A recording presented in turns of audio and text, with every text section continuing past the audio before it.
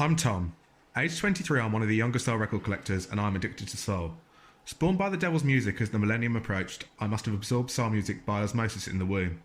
Car journeys as a child were punctuated by the family singing Jackie Wilson en masse. I attended my first all-nighter at the tender age of 13 and found myself behind the deck soon after. My record collection reflects my own taste rather than the requirements of any dance floor, but I've always hoped that there's as much joy to be found in dancing to the music there is in my playbox.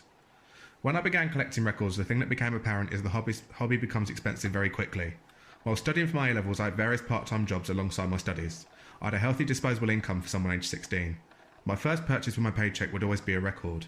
I was earning enough to afford some quite expensive records and remember paying for a rare studio test press of Betty Lloyd on Catching On in instalments. The records I bought in that time I don't think I'd be able to afford now.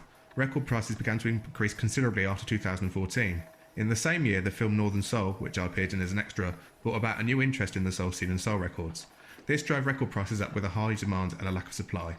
Before prices went up, I bought such records as a US demo of the Jackson Sisters' I Believe in Miracles, a US demo of Larry Williams and Johnny Watson's Too Late, Detroit's Danny Woods' You Had Me Fooled, a Hawthorne production, The Cooperette Shingling, and Clydeen Jackson's Fresh LP, produced by the legendary Ray Charles. From recent sales figures, the current prices of those records are around double what I paid for them 6 years ago. I wouldn't say I'm a particularly materialistic person, but I like knowing and feeling that I own every record that I love. My hobby can sometimes cost me a lot of money. My all-time favourite record, which I also own, is Bessie Wilson and the 4 Bars I'm Yours on Daco, which achieved $2,500 on an online auction in August 2019. I think Bessie Wilson is probably one of the rarest records I own. It sits alongside a handful of rarer 60s records that take pride of place in my collection. Lewis Poole, The Change Will Do You Good, Johnny May Matthews, I Have No Choice, The Soulettes, Bring Your Fine Self Home, and Joanne Corsi, I Got the Power. My recent task was to try and create a catalogue of my record collection. It struck me that there was writers and producers whose names I kept coming across as I began this quite mammoth task. It was clear they were huge influences in my musical taste. The prolific Ashford and Simpson's work, California Soul, Come Round Here, I'm the One You Need, and One Step at a Time. Burt Bacharach's classics, I Say a Little Prayer, Walk On By, and The Look of Love. The work of Carl Davis and Eugene Records, Am I the Same Girl, Just Ain't No Love, and I Can Feel the Vibrations, This Love Is Real. Curtis Mayfield's You Ought to Be in Heaven, If You Can't Be True, and Girls Are Out to Get You. When I think about it, the list is huge. Gamble and Huff, Holland Doja Holland, Jack Ashford, Joe Armstead, Johnny Bristol, H.B. Barnum, Mike Terry, Norman Whitfield, Smokey Robinson and Stevie Wonder. There are so many well-reputed writers and producers I could name that repeat in my collection and are a huge part in my musical taste.